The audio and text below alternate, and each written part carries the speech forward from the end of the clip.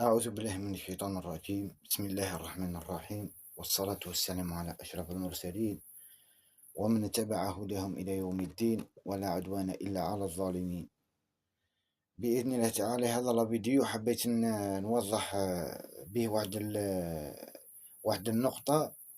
بما أننا رانا نتبع الأحداث ورانا في الأرض نتاعنا الجزائر الحبيبة للوطن نتاعنا أرضنا، وكما ماتوا عليها أجدادنا الجزائر نموتوا عليها احنا أيضا بالنفس والنفيس. العدو اللدود الحقيقي نتاع الجزائر نعرفوه شكون، واضح وضوح الشمس، باين كما يقول لك، مجموع في الداخل ومجموع في الخارج، يمارسوا في مخطط واحد نتاعهم.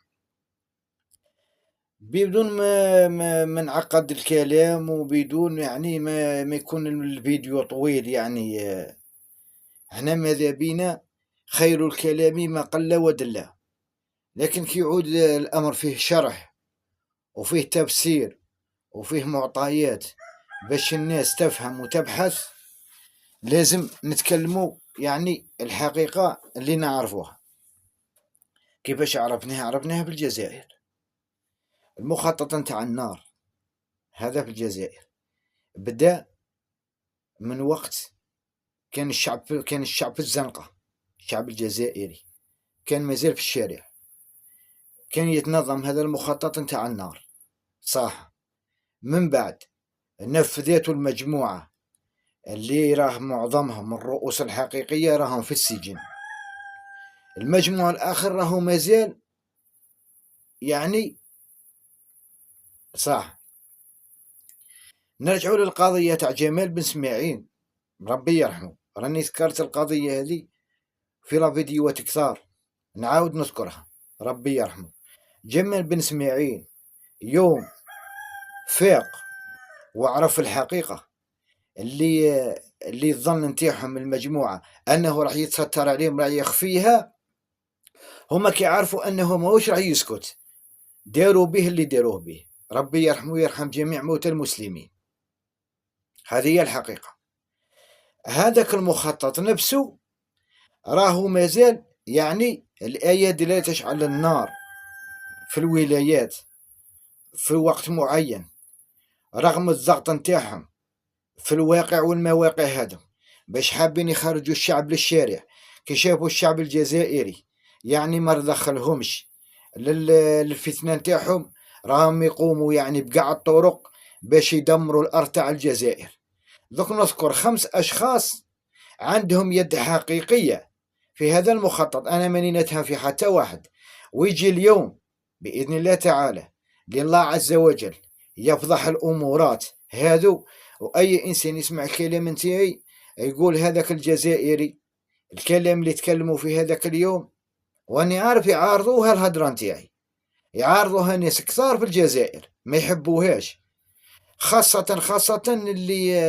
اللي عندهم حب معناها به يدمروا الجزائر ويخرجوا للشوارع. هذا أول صيف ما يحبش الهدرة نتاعي، وأنا والله غلا قلتها. أول ناس محرزين وعندهم يد في المخطط نتاع النار نذكر الرؤوس الحقيقيين: أمير ديزياد، زيطور، لطفي دوبلكانو، هذاك الإنسان بن زهرة هذاك، وهذاك الإنسان هذاك اللي استعمله أيضا، هذو الكل هذاك المعاقرائد هذو على ذكرتهم لأنهم عندهم دراية، الكل عندهم دراية بوش راه يحدث في الجزائر. هذو الناس اللي راهم في الداخل راهم يقوموا بالمخطط تاع الفتنة والنار، الكل دايرين لهذم الناس متابعات ودايرين لهم اشتراك في القنوات نتاعهم تاع اليوتيوب. هذه هي الحقيقة، يحبوها ولا يكرهوها الناس اللي معانا. الحقيقة هذه هي بشعار ماذا؟ بشعار الجزائر نتاعهم، وهما أصحاب الجزائر وحبهم للوطن عميق والتفاهة وكذا وكذا. وراني اكتشفت إنسان واحد آخر راهو دايرين القناة نتاعهم على يوتيوب، دايرها العنوان تاع الحراك الشعبي، وقلت لهم مرارا وتكرارا: يا ودي هذا الكلام وهذا العنوان ماهوش تاعكم، خاطئ، مش تيحكم، مش تيحهم. هذه هي الحقيقة.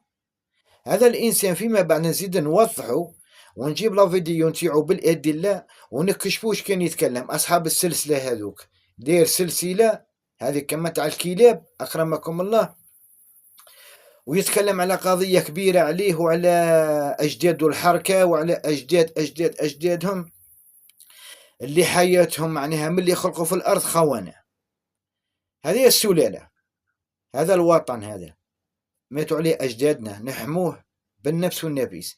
بعد يتكلم على الطائرات، ما الطائرات هما في الخارج وكل واحد وين يعني راح انكر أصله وانكر يعني الأرض نتاعو، ويزيد يتكلم. نستثني حالة واحدة، مانيش على الناس اللي راه يخدم ربي عينو، اللي راح يعني مستقل من إيراتو، راح يعني عنده عمل في أوروبا ولا عنده، مانيش على هذو من الناس.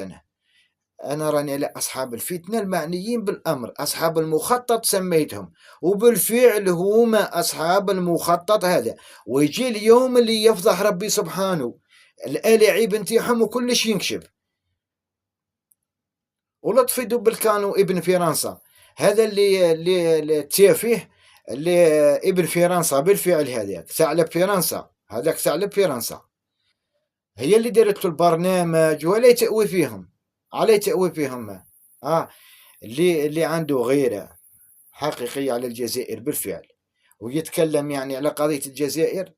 لو كان جاو رجال فيهم ذرة على الرجولة، ذرة واحدة، هو أمير ديزاد، ما يقوموش الأعمال اللي هم يقوموا بها. نعرفوهم مغني تافه، حكايته قاعد تافهة، لا أصل لها، باطل، مبنية على باطل فهو باطل، هما باطل وحياتهم باطلة، كلش حرام كلش. الله عز وجل ما يبينش الحق لذم الناس، الحق نصيبه عند أصحاب الحق، أصحاب البصيرة، أصحاب القلوب النقية. أما ذو ناس فتنة ومرض وميكروب، جراثيم ديروا المرضى نتيحهم في مجموع في الجزائر يتكلموا على المعيشة ثاني. المعيشة يمدها ربي الله عز وجل، هو اللي يعطي المعيشة للناس. وفيما بعد الأمورات أيضا تاع المعيشة الضنكاء اللي راهم مسلطين على الخلق، لو كان يحاربوا المحتويات التافهة اللي راهم دايرين لهم ملايين المتابعات نتاع اللي راهم يغضبوا في ربي سبحانه وراهم خارجين من الملة. إنسانة تقول لهم أنا ما خافش من ربي، أستغفر الله العظيم علنا، يدعموا فيها. إنسان يشتم الله عز وجل، يستهزأ بالرسول، عدم الأمورات عادية، كيف ربي ما يعاقبهمش؟ منافقين، كيف ربي ما يعاقبهمش؟ احنا شعب جزائري، هويتنا أرضنا، رانا في أرضنا، رانا عايشين كما رانا عايشين وراسنا مرفوع. هم المذلولين الحقيقيين. أبحثوا على المذلة الحقيقية في الدنيا، على من راهي صابة، روح أبحثوا. أي إنسان يسمعني يروح يبحث شكون المذلولين الحقيقيين في الدنيا، من؟ ولا يظلم ربك أحدا، مذلولين بالفعل. وأكبر خيانة خاينين الدين تاعهم، خاينين الدين تاعهم، اللي أكبر خيانة خاينينها. ما يتكلموا عن الجزائر وقضية الجزائر والنار ومانيش عارف. أنا قلت لهم أنا ونزيد نعاود لهم ونزيد نعاود نتكلم بأعلى صوت، كي يجيبوا لي كاميرا العالم الكل نتحديهم، أقسم بالله العظيم راني نقسم برب السماوات والأرض، غير كل مجرمين، الكل عندهم مخطط واحد. وهذاك الإنسان اللي من بعد قلت لكم نجيب لا فيديو نتاعو وننشرو، واش كان يتكلم، واش كان يهدر؟ كان يقول ذي المجموعة اللي شعلت النار يعرفهم. قال وصلوا رسالة للنظام الجزائري أننا نقدر نحرقوا الجزائر، ما يقدروا يديروا ولا شيء، هذا غدر. ويروحوا من مور الإنسان ومعروفين الجبناء بالغدر، راحوا من مور الظهور نتاع الناس شعلوا النار. هذه الحقيقة. ونحن بالمرصاد في هذه الأرض، والجزائر عندها الشعب تاعها، عندها أبنائها وعندها بناتها. هذا هو الغاليين اللي له باغي معناها. وكل ما يشوفوا يعني التضافر تاع الشعب مع الدولة نتاعو ومع الأمن نتاعو ومع الجيش نتاعو، يزيد فيهم الغاليين. احنا ماناش خوانة يا ودي، احنا ماناش خوانة. هذه أرضنا، هذه ماتوا عليها أجدادنا، رانا نحمو في الوطن نتاعنا، هذه أرضنا. عندنا حق شرعي فيها بالدم، وهم العكس. ومن بعد قلبوا صورة الحق في الباطل وصورة الباطل في الحق، ورجعنا احنا اللي لا وهما اللي لا حول ولا قوة إلا بالله. المهم ما نكثرش بزاف الهضرة، نحن بالمرصاد، وربي صبر الناس يعني اللي ضروا، وربي يعوض لهم، وربي يخلف عليهم إن شاء الله. وبإذن الله تعالى ربي سبحانه ليس بغافل عما يعمل الظالمون. الله عز وجل ليس بغافل. كل واحد يجي اليوم تاعو، كل واحد يجي اليوم تاعو. وكما راني قلت، وكي نتكلموا على المعيشة في الجزائر والله في كوكب الأرض الكل عندها شروط، وإحنا مسلمين كي نديروا كما أمرنا الله عز وجل كلش يسهل لنا. وجاني الناس اللي راهم ساكتين على المنكرات، وحتى واحد ما يقول لنا النظام ما النظام. هذا النظام اللي راهو في الأرض تاع الجزائر ولا وراه الله عز وجل كي خلق الكون تقدير الكون نتيعو، خلق الحاكم والمحكوم عليه من اللي خلقت الدنيا. ما تقدرش تغير يعني حاجة مسلطها ربي سبحانه، ربي يديرها لك، ما تقدرش تغير نفسك. اللي راني عليكم ذي رسالة اللي راني عليهم في الجزائر، لا يغير الله بقوم حتى يغيروا ما بأنفسهم.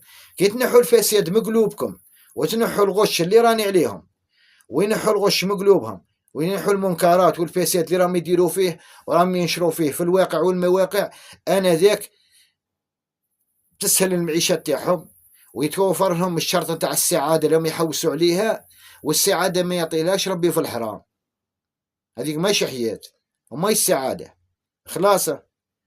والحمد لله على نعمة البصيرة، والحمد لله على نعمة الأمن والأمان، رغم هذو الخونة كما راني قلت من بين جلدتك ويخونك ويدير فيك ويشعل لك النار ويقتلك في أرضك خلاصة، أمرات مكشوفة. وكاين أدلة، متى يظهر الأدلة؟ متى؟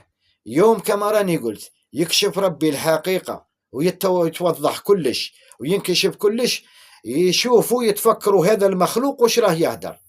إلى هذو اللي راهم في الخارج إلى ما على بالهمش بالمخطط وقاع متشاركين فيه. عليه حبوا يهيجوا الرأي العام نتاع الجزائر، حبوا بأي طريقة بيخرج للزنقة بيديروا الفتنة تاعهم وبيشوفهم العالم على أنهم زعما لا حول ولا قوة إلا بالله. مهم الناس تاع الخير الجزائريين الأصليين، راني نقول الجزائريين الأصليين أصحاب الأرض الجزائريين أصحاب الأرض أبا عن جد، الجزائريين الحقيقيين اللي راهم مع الجيش نتاعهم مع دولتهم وفي الوطن نتاعهم.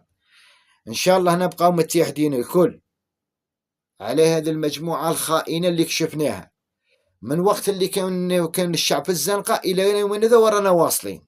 خلاص نكملوا ولو رانا ما عليهش، ربي سبحانه ينصر الحق. بارك الله فيكم، السلام عليكم.